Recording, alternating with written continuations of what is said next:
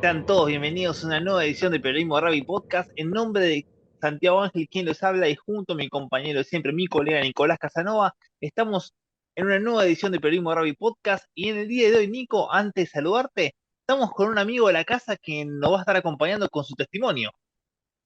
Así es, en un ratito lo vamos a tener a Martín Sansot, ni más ni menos, en Periodismo Rugby Podcast, uno de los grandes jugadores de todos los tiempos de los Pumas, uno de los mejores fullbacks, si no el mejor que ha vestido la camiseta de los Pumas, para hablar un poco del tema de hoy, que es el tema de fullbacks. Vamos a hablar un poco del puesto de fullback, aprovechando que en estos días se retiró Stuart Hogg, en verdad anunció su retiro para después del Mundial.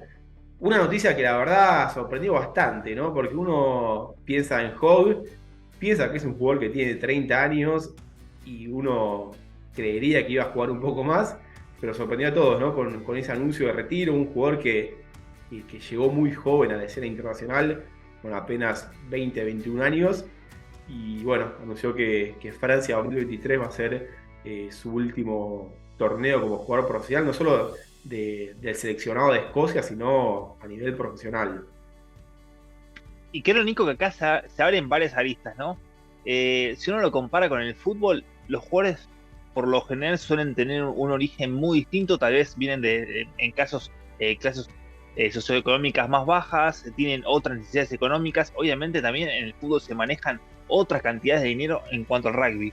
Los jugadores del rugby a veces tienen un mejor pasar económico y en el caso de Stuart Hall creo que ya lo ha conseguido todo, ha estado en varias giras de los British Irish Lions, ha jugado mundiales con Escocia, va a estar presente seguramente en el Mundial de Francia y creo que es momento ya para darle paso a la familia y al futuro, ¿no? Porque es un jugador que tiene 30 años y tiene toda la vida por delante. Se termina su carrera rugbyística, pero arranca tal vez un gran capítulo en su vida.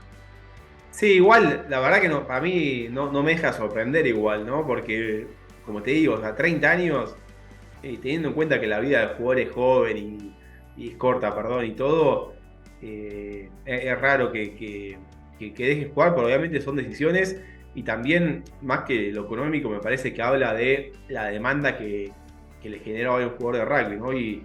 Y la demanda también que se autoponen algunos jugadores, porque él en esa carta que escribió de retiro, ¿viste? Dice, eh, no sé si voy a poder alcanzar mis estándares después del Mundial, digamos. Eso quiere decir que es un tipo súper exigente consigo mismo y que capaz se quiere retirar en su prime, o sea, en un buen nivel, que no se bancaría, digamos, de caer en el nivel de un jugador, digamos, que yo personalmente a mí me encanta. Yo no entiendo tampoco cómo tiene tanto hate. Es un jugador que realmente ha sido muy criticado, quizás por tomar riesgos, quizás por ser un jugador que se salga un poco del esquema del fullback tipo europeo.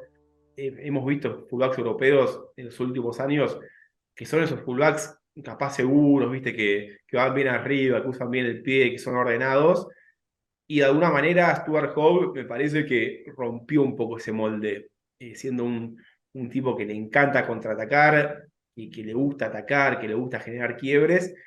Y en esa búsqueda quizás ha cometido muchos errores. Recordemos un try que se le cae la pelota entrando al goal, ¿viste? Ha tenido varias de esas situaciones de errores y recibió muchas críticas. Me parece que ha sido un tipo muy, muy criticado internacionalmente. A mí personalmente es un jugador que me fascina. Y traemos también el tema este porque es el fullback con más partidos en la historia del rugby internacional, así que no es un dato menor. El año pasado se convirtió en el jugador con más caps con la 15 de un país, así que para mí mucho respeto por Hawk, que recordemos estuvo en las últimas 3 giras con los Lions. Nico, y bueno, esto ya arranca el capítulo en Escocia del último que apague la luz, ¿no? Porque después de la Copa del Mundo se viene una gran cantidad de retiros en el Senado del cargo y arrancará una nueva generación con estándares, imagino, mucho más bajos que lo que tiene el actual, al igual que va a pasar también en Gales. Y creo que es la contracara de una Italia que viene tal vez de años muy malos y creo que a partir del ciclo que va a ir del 2024 al 2027 pueden pensar en construir para tener un buen mundial de Australia. Pero, Nico, vamos a la premisa del día, porque queremos que nuestros seguidores que nos están escuchando a través de Spotify y que nos están viendo por YouTube nos digan quiénes han sido los tres mejores fullbacks que han visto en su vida y quiénes creen que son ustedes los tres mejores 15 de la actualidad. Ya lo vamos a presentar. Ahora, después de la entrevista con Martín Sansot, vamos a hablar un poco de los tres mejores que vimos y los tres mejores de la actualidad, que capaz se puede armar un lindo debate. Pero antes, Andy, ¿qué te parece si nos contás tu estilo de 15? Que te gusta, digamos? Porque también es un puesto que ha evolucionado bastante, me parece, ¿no? Que ha cambiado, que quizás ya no vemos esos 15 electrizantes, sino que hoy el 15 es más un segundo conductor, ¿viste? Es un jugador que se suma mucho a la línea de backs y ayuda a la apertura a relanzar el juego. Pero ¿qué tipo de 15 te gusta a vos? Creo que si lo tuviese que definir en un jugador sería Bowen Barrett actualmente. Es un jugador que, como decís vos, es un segundo conductor, pero que puede generar quiebres, hace jugar a sus compañeros, toma buenas decisiones con el pie.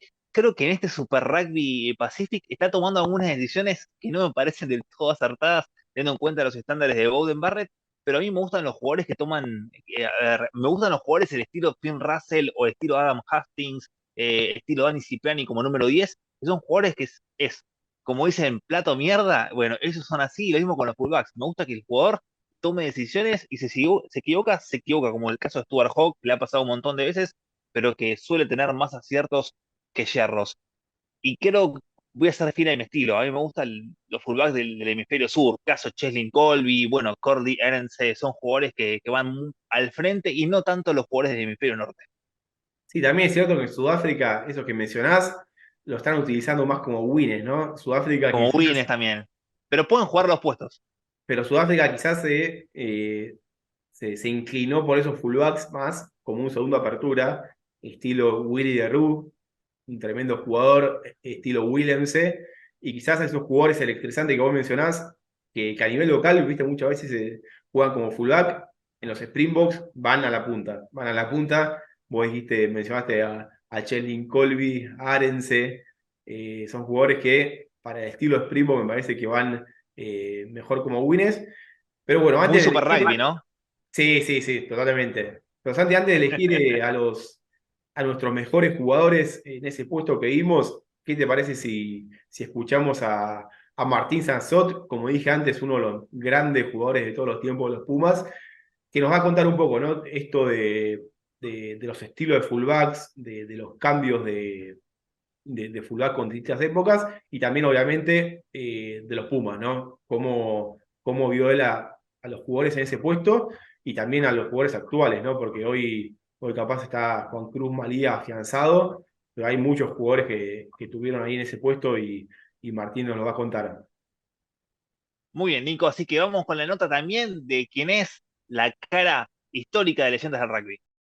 Gracias Santi, gracias Nico. Y sí, estamos con alguien que para presentarlo yo voy a decir algo que seguramente a él no le va a gustar porque es alguien que hace un culto de la humildad. Pero tengo que decirle que estamos en presencia del mejor fullback de la historia del rugby argentino. ¿Cómo estás, Martín? Gracias por compartir tu tiempo con nosotros. Sé que siempre de alguna manera estás cerca del rugby y además, según tengo entendido, en este momento estás con un proyecto de coaching. Contame un poco cómo va eso. Hola, ¿cómo te va, Daniel? Te cuento un poco lo que es mi idea, por ahí un poco de lo que hay que introducir o mejorar en el rugby argentino, que es lo que es el coaching ontológico, que es el desarrollo del individuo. Que el jugador, al margen de todo lo que tiene que saber del rugby en sí, de las herramientas, de la parte inteligente, del conocimiento del juego, del descanso y de todo eso, tiene que manejarse independientemente y conscientemente de su ser. O sea, tiene que tener confianza, tiene que manejar sus emociones, tiene que saber cómo tomar sus decisiones. Hay un montón de factores o de variables que carga el individuo que tiene que ser consciente de eso. Y es lo que creo que le falta al rugby argentino en general, es en la educación, que es el desarrollo del individuo, potenciar al individuo, que el individuo se sienta confiado en las acciones que va a tomar.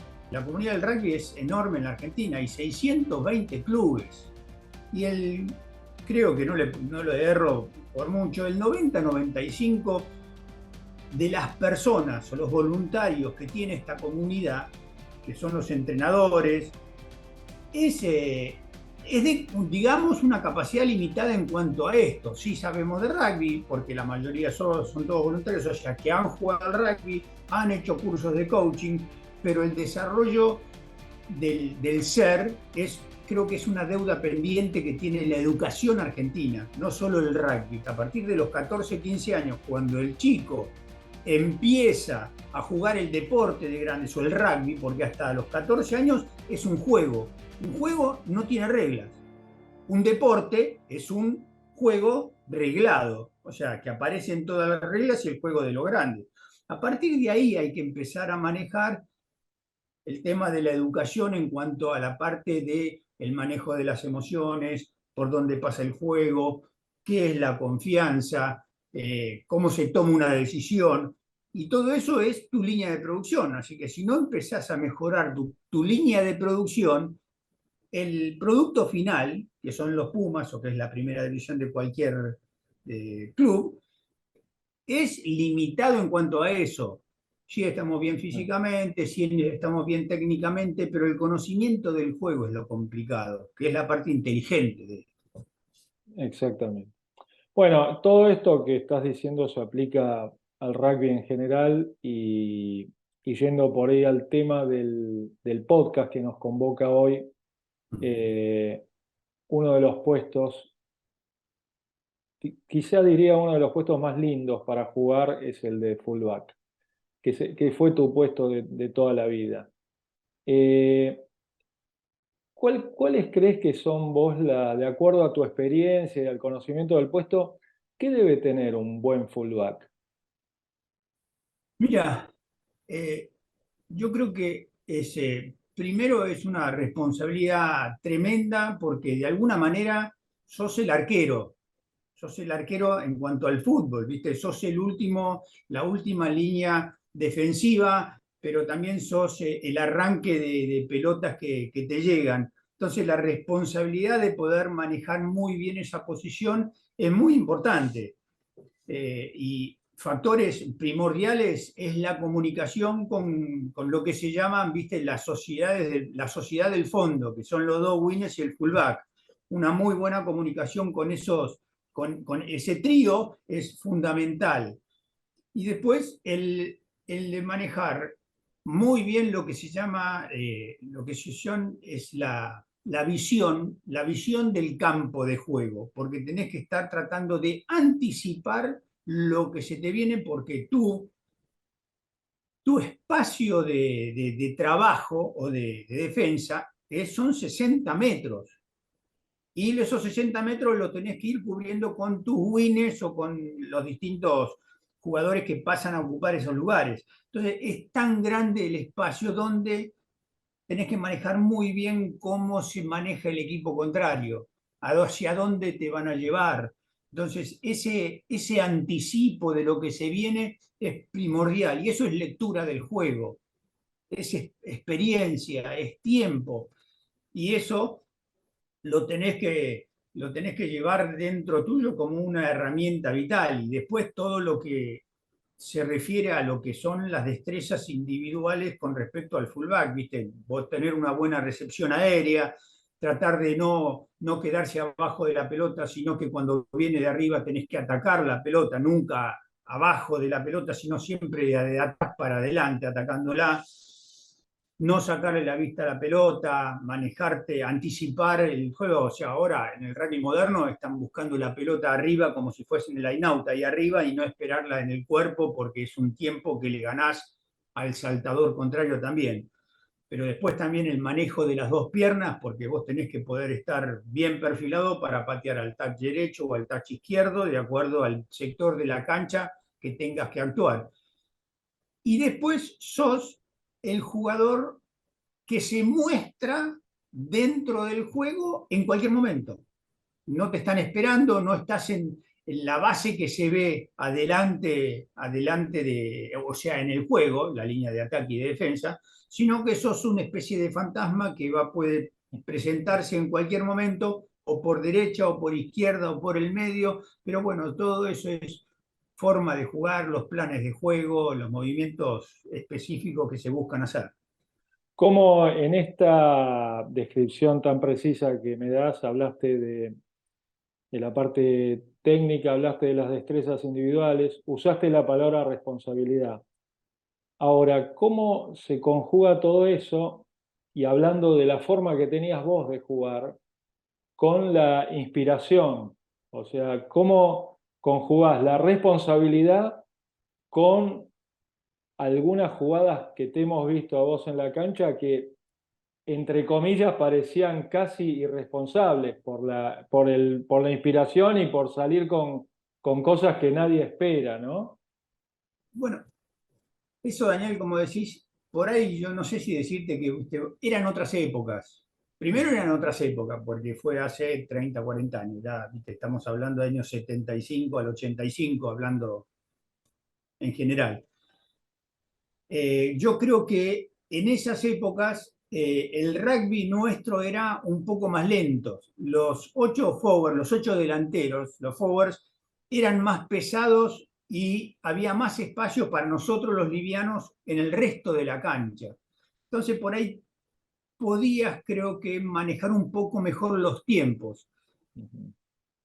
Eso, como vos decís, que por ahí esa habrá sido una virtud que yo tenía, era de alguna manera, por lo que fue mi background o lo que fue mi desarrollo en mi juventud, donde me dio una cierta ventaja sobre otros jugadores en cuanto a lo que es esto que veíamos: el anticipo del juego, la lectura del juego, la visión periférica, la toma de decisiones, porque yo vivía en un mundo muy particular, que no es el común de la gente. Vivir en el campo, trabajar de a caballo, manejarte con hacienda, ¿viste? Necesitas en esos lugares, vos necesitas tener todas las luces prendidas, y eso, ¿viste? Te estoy hablando de los 10, 8, 10, 12 años, que íbamos al campo y teníamos un jardín de 5.000 hectáreas.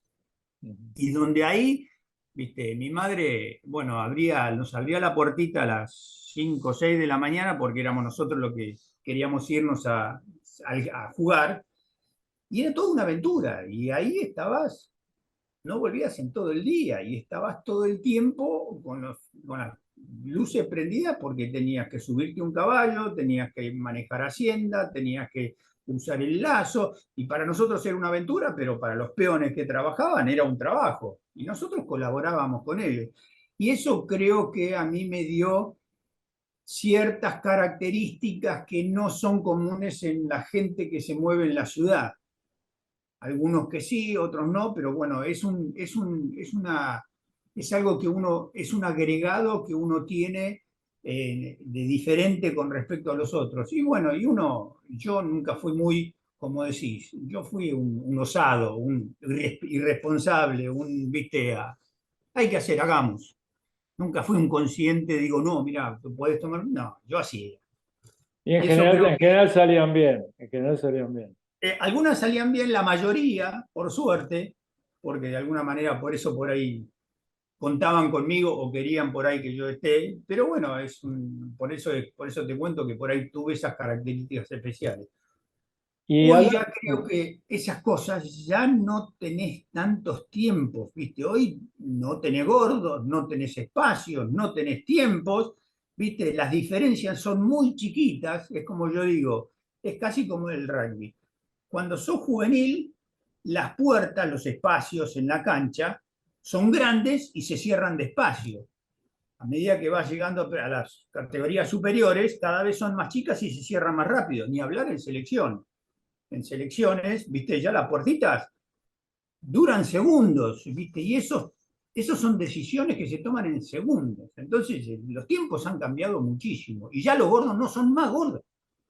Todos son atletas. Son rápidos aparte. Son escaneables, son un tren lleno, porque no solo son grandotes, enormes y rápidos, sino, ¿viste? Te dejan. Y en el rugby pasa por ahí. Vos no. Cuando atacás tenés que encontrar esos lugares y tomar esas decisiones. Y cuando defendés es sacarle el tiempo para que el jugador contrario no pueda pensar. Entonces es ir ¿viste? Complicarse.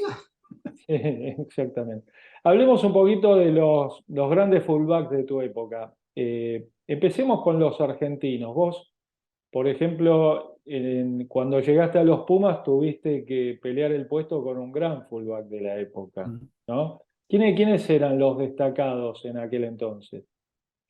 Mira, el que venía o al que yo vine a ocupar su lugar fue Martín Alonso, primo mío, jugador del CASI, pero en sí, al que por ahí yo vi poco, porque en general no iba a ver las primeras cuando yo era en juveniles. Yo soy bastante particular, nunca me busqué querer copiarme o verlo a él o tenerlo como una imagen, ¿viste? Este es mi ídolo, quiero ser como él, sino yo era, mira, yo soy yo, y dentro de la cancha a hacer lo que yo quiero hacer y no me quiero parecer ni a fulano ni a sultano. Pero era Dudley Morgan, era un fullback de aquellos que era solidísimo en defensa, en ataque era grandote también y jugaban como todos los Morgan y pateaba como un burro. Martín Alonso también era grandote y venía de atrás y también pateaba. Esos eran más o menos lo de mi época. Estaba el Salvaje Aguirre, había distintos fullbacks y que fuimos apareciendo, porque después apareció Chiro Lescolni, eh, Sí, y no Bernie sé, Miguel, Bernie Miguel. Bernie Miguel, viste, es un animal, viste, Sí. fuertísimo, taqueaba bárbaro, viste, y venía de atrás. Por ahí con otras características de, bueno, ellos eran jugadores por ahí más grandes, yo era muy livianito, porque me acuerdo pesaba 71 kilos mojado, como digo yo, y, ¿viste? Pero tenía otras características. Pero en sí esos nombres a nivel local eran los que se veían, ¿viste? Estaba, no sé, el Sordo Muñiz en Mendoza, no me acuerdo mucho, yo en mucha memoria de todo esto no tengo, pero a No, nivel local pero sí, me parece que me nombraste a los más destacados. es de Y alguna. a nivel internacional, Mira, a nivel internacional, el que sí era destacado en esa época era Andy Irving, de Escocia, un flor de fullback grandote, enorme.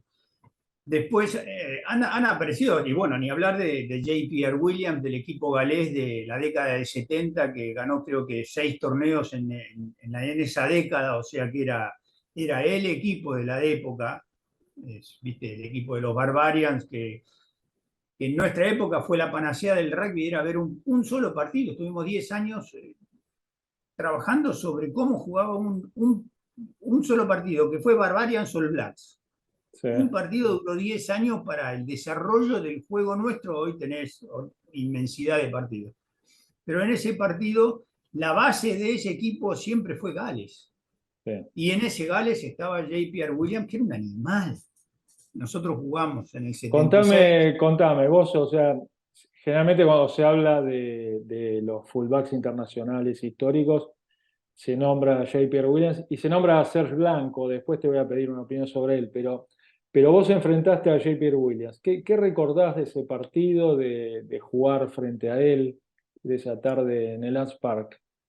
Mira, el partido en sí, viste, vos decís, viéndolo desde ahora, claro, marcó un hito creo que en el rugby argentino, viste, para nosotros. Casi le sacamos a Gales un triunfo, nosotros los sudamericanos, los argentinos, en esa época las informaciones, viste, nos llegaban muchísimo más tarde de lo que había sucedido, pero llegamos nosotros con los Pumas a Gales con un desconocimiento de lo que era. Yo me acuerdo haber llegado a Gales y vimos el partido de Gales-Argentina del año 69, ¿viste? Y era increíble la forma de jugar y nosotros jugamos mucho más abierto y le pegamos un susto a los galeses importante. Yo creo que para mí el referee, no sé, de alguna manera, el referee y un jugador galés, diríamos, más criollo que galés, porque fue Phil Bennett el que saca esto de la galera,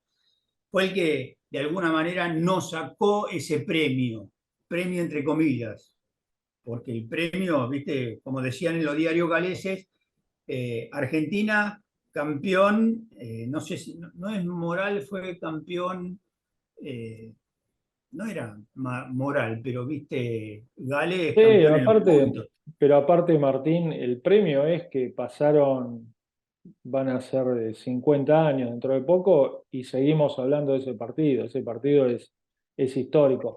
Yo sé que vos, no, vos sos cero cholulo, pero ¿tuviste algún contacto con J. Pierre Williams? No sé, No, por muy ser poco, nada, muy nada. pocos. O sea, yo de ese partido recuerdo que jugábamos.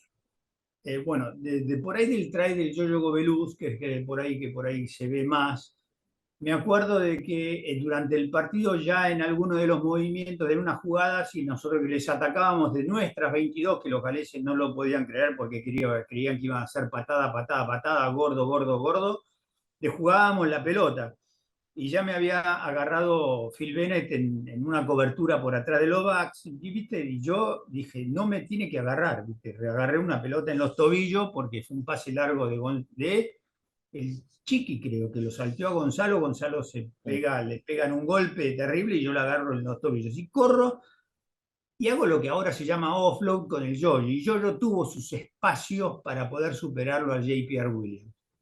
Sí, Pero la famosa media luna que le hizo. así es, el cambio de paso por afuera, pero tenía los espacios que es una especie de principio del juego. Tenés que mantener el juego adentro para mantener la defensa adentro para que la parte externa del wing tenga los espacios para poder hacer esas cosas. Pero bueno, ese que ahora se llama offload, viste, lo vi en el partido a los años,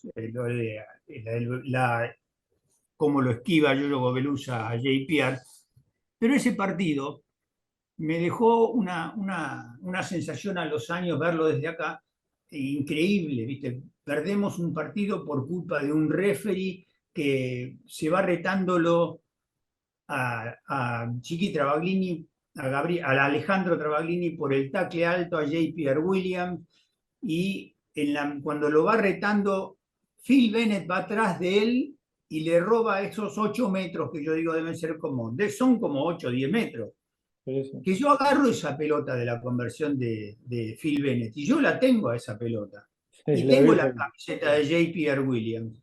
Dice, y esa pelota entró por nada en el travesaño. Yo la agarré, terminó el partido y la tengo y la guardé. A lo que voy yo es que este Phil Bennett fue bien argentino, bien latino, bien vivo de seguirlo al Samson, al escocés, creo que era un escocés, el referee o inglés, pero y en cuanto el referee se da vuelta después de la, el, no sé, la peyorata que le da a Alejandro Travaglini, que esto no se puede, que no puede ser, es irresponsable, es lesionable. Después de todo eso lo encuentra así y le cobra el penal en vez de a 8 metros atrás, ahí. Y la pelota entra así. Si hubiese pateado de allá, no hubiese entrado No. y se les escapaba un triunfo de los sudamericanos a un Gales del 76, que era el equipo de la década, o sea, en esa época. Entonces, para mí fue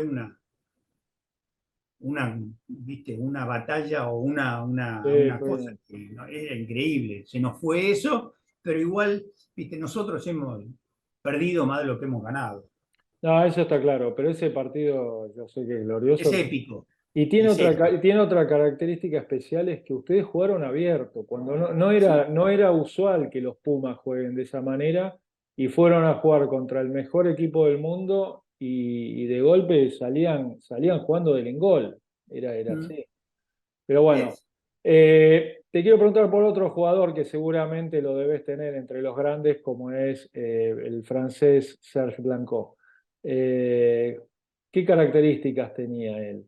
Mira, Serge era, para mí es uno, también como decimos, es uno de los mejores fullbacks, era un atleta, era un tipo con un estado físico y un arranque del fondo. Serge arrancó, creo que, si no me equivoco, en el año 83, o sea que yo nunca jugué contra Serge y fue un jugador con unas características increíbles, una velocidad increíble y contraatacaba desde el fondo. Y era un atleta, Serge. En cuanto a Andy Irving o J.P.R. Williams, lo que sea, eran jugadores muy grandotes. J.P. Williams además fue un gran tenista, jugó en Wimbledon Sí. de juvenil. Andy Irving era un jugador grandote y fuerte, eran jugadores fuertes enormes. Ser Blanco era un atleta, tenía un físico destacado y tanto pateaba como corría y contraatacaba. A mí es uno de los jugadores más vistosos que he visto. Los otros eran unos animales, eran muy buenos defensores, pateadores, también contraatacaban, pero con potencia. Tenía una calidad y una destreza, era como si compararte, no sé, un perro con un gato. Ser Blanco era un gato, es un tipo muy atleta, muy ágil, muy veloz y creativo.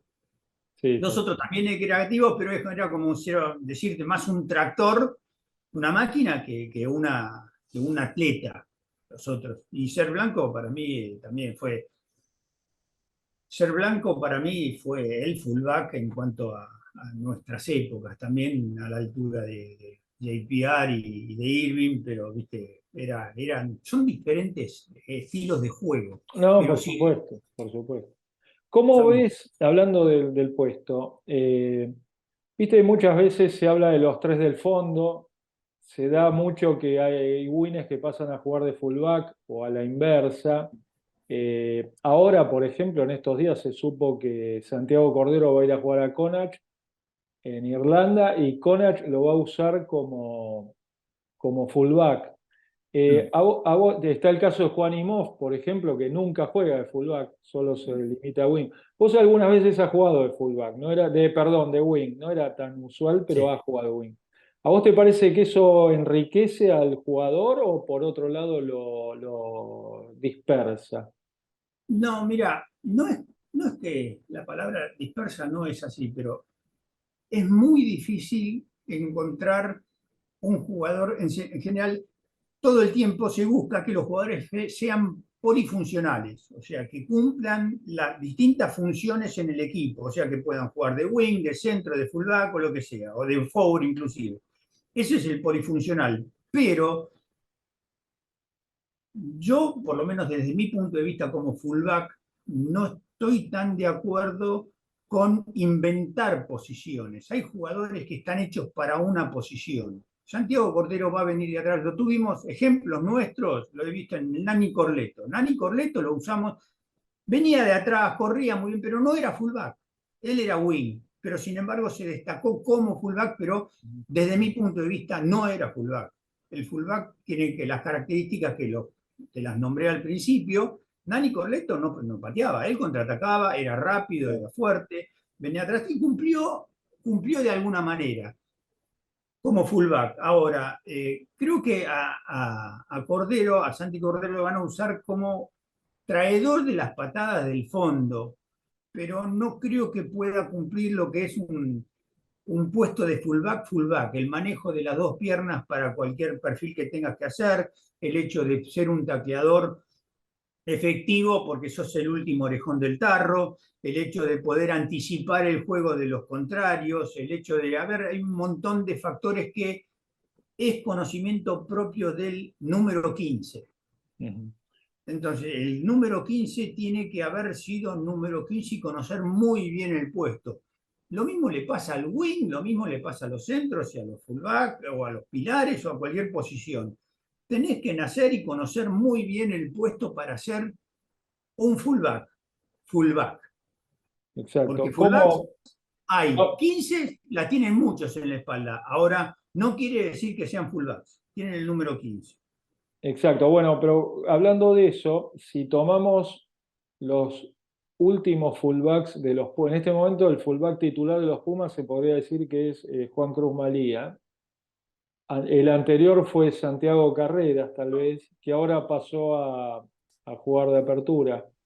¿Cómo ves a estos últimos fullbacks de los Pumas? Mira, entiendo yo desde mi punto de vista estamos inventando puestos, porque yo no sé si Magia fue fullback, si no era apertura y eso, o sea, o centro, no tengo idea. Para mí el último fullback que vi dentro de la selección fue Bofelli. Bofelli nació fullback, jugó de fullback, lo inventamos de wing. cumple, funciona, pero bueno, de alguna manera era como cuando jugaba yo, que jugaba con Marcelo Campos. Marcelo Campos jugaba de wing, pero Marcelo se hizo fullback, venía de All Georgia como fullback.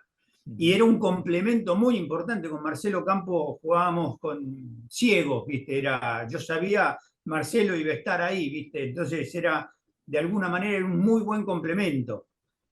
En este punto, yo te digo, desde los Pumas hasta esta época, yo a los que vi como fullback fue un Santiago Mesón o un Tuculet.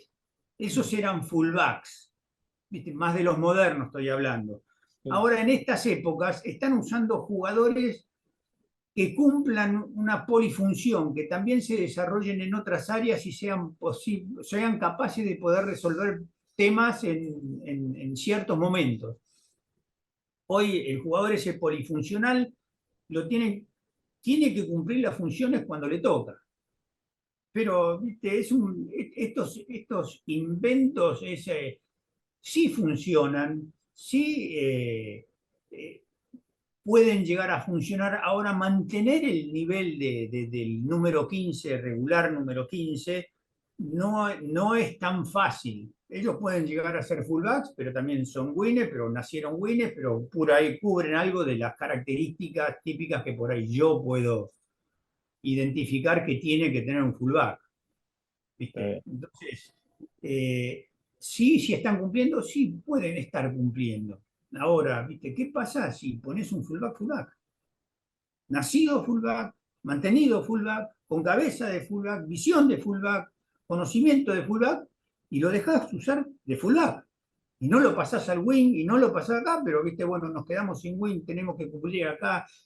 Hoy, claro, el juego es tan físico que los chicos se lesionan bastante seguido, tenés que tener una carrocería. Entonces, y eso genera los cambios permanentes. Eso por eso. Además, le tienen que dar descanso, ¿viste? El juego hoy es muy físico, ¿viste? Hay que aguantar este ritmo profesional. Y lo que tenemos en la Argentina es que no tenemos una base lo suficientemente grande como para poder ir cubriendo esos lugares por lesiones, ¿viste? En el resto del mundo tenés 5 franquicias y vos calculás unos 35 jugadores por cada franquicia, tenés un montón de jugadores para cubrir los distintos puestos. En la Argentina no lo tenemos. Tenemos bastante acotado nuestra punta de la pirámide en cuanto a calidad de jugadores. Exactamente. Pero entonces hacemos estos por ahí inventos. Bárbaro. Bueno, Martín, mil gracias por tu tiempo. La verdad que fue un placer en un podcast que estamos hablando de fullbacks tener, repito, al gran fullback de la historia de nuestro rugby. Así que te mando un abrazo grande y bueno, seguimos en Periodismo Rugby Podcast con Santiago y Nico. Gracias, Daniel. Bueno, siempre es bueno escuchar a una persona que sabe tanto de rugby, tanto dentro del campo como fuera del campo, como Martín Sansot, Nico. Pero, ¿qué te parece si ahora sí comenzamos a repasar quiénes creemos que son en este momento los mejores jugadores en el fondo de la cancha como número 15 y también que nuestros ojos han visto a lo largo de nuestras vidas, Nico? Comenzamos con vos. Sí, bueno, primero pusimos las consignas, más que nada, primero, bueno, los jugadores actuales, como vos decís, también los jugadores que vimos jugar, porque para mí es medio injusto también armar jugadores históricos cuando no vimos jugar. O sea, yo, por ejemplo, yo tengo 32 años, a Sergio Blanco, que todos dicen que era un fuera de serie, no llegué a verlo. A Gavin Hastings, justamente el papá de Adam, que lo mencionaste recién, tampoco lo llegué a ver jugar. J.P. Williams, aquel crack de Gales de los 70, que todos hablan maravillas, tampoco lo llegué a ver jugar. Entonces, viste, capaz es medio injusto armar un podio ideal, teniendo en cuenta que no llega a verlos, pero sí, obviamente la gente que lo llegó a ver los puede incluir. Yo, arrancando si querés por el 15 histórico, no sé bien los puestos todavía en cuál ponerlo, pero para mí un jugador como Ben Smith no puede faltar. Te diría segundo por lo menos o primero. porque me parecía un fuera de serie, un crack que sin ese tamaño físico grande siempre se las ingeniaba para romper tackles, para ser muy, muy elusivo, y me parecía también de los más completos. Para mí el número uno es Christian Cullen. Yo tengo 32 años, capaz no vi su prime, pero sí lo vi en el final de su carrera y la verdad eran esos jugadores superhéroes quizás, que cuando uno ve cuando era chico, que me parecía un tremendo crack y uno sigue viendo videos y realmente hacía cosas maravillosas. Y a tercero lo voy a poner a Paul, que la verdad que por características, para mí no es un fullback que me gusta, pero atléticamente era tan bueno que la verdad que no lo puedo sacar del podio. Insisto, o sea, la característica de Fraud no me gusta como fullback, porque me parece incompleto el jugador, o sea, no tenía buen pie, no creaba juego de fondo, pero atléticamente era tan bueno que no lo puedo no poner en el podio. Me parece, bueno, como en el juego aéreo, fuera de serie total, de los mejores de la historia, y una zancada desequilibrante que realmente hace la diferencia. Un jugador que recordemos que sigue jugando, que no está más en los Wallabies, pero está con Tonga ahora y está jugando en Japón, así que sigue jugando a rugby internacional. Nico, por mi parte, vamos a coincidir en parte, porque eh, a ver, Israel Folau claramente está en mi lista. Y en el bonus track hay un jugador que no pude ver, obviamente tengo 26 años, no llegué a ver a Christian Cullen en su esplendor. Recordemos que Christian Cullen tiene su prime desde el 95 al 99 fueron sus mejores años, justo en el comienzo de lo que en su momento era Super 2 y actualmente es el Super Rugby Pacific. Brillaba con Hurricanes. Y en Nueva Zelanda siempre hay una gran discusión para ellos, ¿quién ha sido el mejor fullback de toda la historia de los All Blacks? Algunos te van a decir que fue Christian Cullen, sobre todo las personas que tienen 40, 50 años, pero los más jóvenes te van a mencionar a Vince Smith. Para mí, Vince Smith es el mejor jugador que yo he visto, es el jugador con mayor coeficiente rugbyístico que la verdad que he conocido. Es un jugador que no tomaba malas decisiones en ningún momento, siempre estaba ubicado en el lugar que le correspondía, no era el más rápido, no era el más elusivo, no era el que tenía las mejores destrezas, pero sí era un jugador que era una especie de Riquelme en el fútbol, un jugador que estaba siempre adelantado a sus compañeros y a los rivales. Hacía lo que tenía que hacer en el momento justo, tampoco era un jugador, un super tryman como lo pudo haber sido Julian Sabea entre 2011 y 2015, pero siempre hacía de todo, ¿no? Un jugador bueno en el aire, asistía a sus compañeros, hacía tries, hacía un poco de todo y creo que claramente ha sido el número uno como fullback. En el puesto número dos tengo a Percival Montgomery, Percy Montgomery, a quien sufrimos en la semifinal del Mundial del 2007, un jugador importantísimo para los Springboks en aquella obtención de la Copa del Mundo en Francia. Recordemos que fue el primer Springbok en llegar a los 100 caps, todo un hito para el rugby sudafricano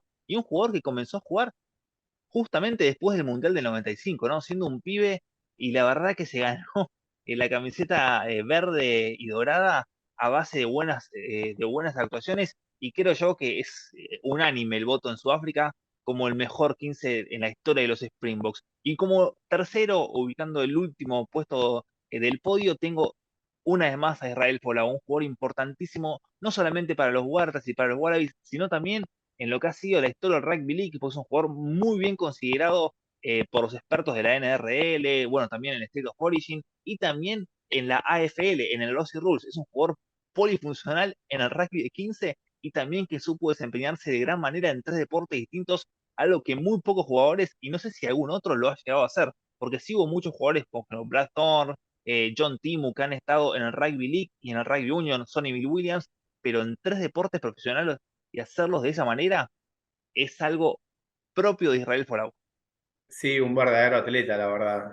Paul, o como dije antes, a mí o sea, no me gustaba el estilo de fullback que es, pero no puedo estar afuera de esto. Estaba pensando recién armando este podio y la verdad que dejar a Folau afuera me parecía una injusticia tremenda.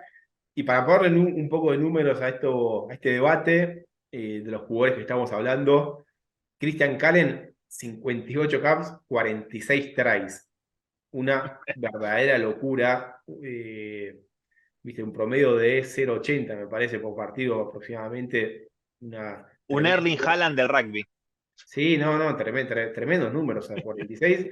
Y eso que no jugaban tanto capaz con Tonga, con Fiji, como se juega ahora. O sea, jugaban contra los rivales de Rugby Championship, contra los de 6 naciones, básicamente. Así que también, para agrandar un poco esos números. Ben Smith, 84 partidos, 39 tries, también muy bueno. A ver, Israel Folau, 74 partidos internacionales, 37 tries, casi uno cada 2 partidos, también muy positivo. No sé, un Percy Montgomery que lo mencionabas, 102-25, si bien es cierto que también pateaba como los dioses. No era Traiman igual, él Claro, no se destacaba por ser tries, eso pateaba como los mismo. dioses. No era Traiman, totalmente. Y bueno, Stuart Hogg, 103, 27 tries. Stuart Hogg, que es el máximo Traiman de la historia de Escocia, como dato agregado.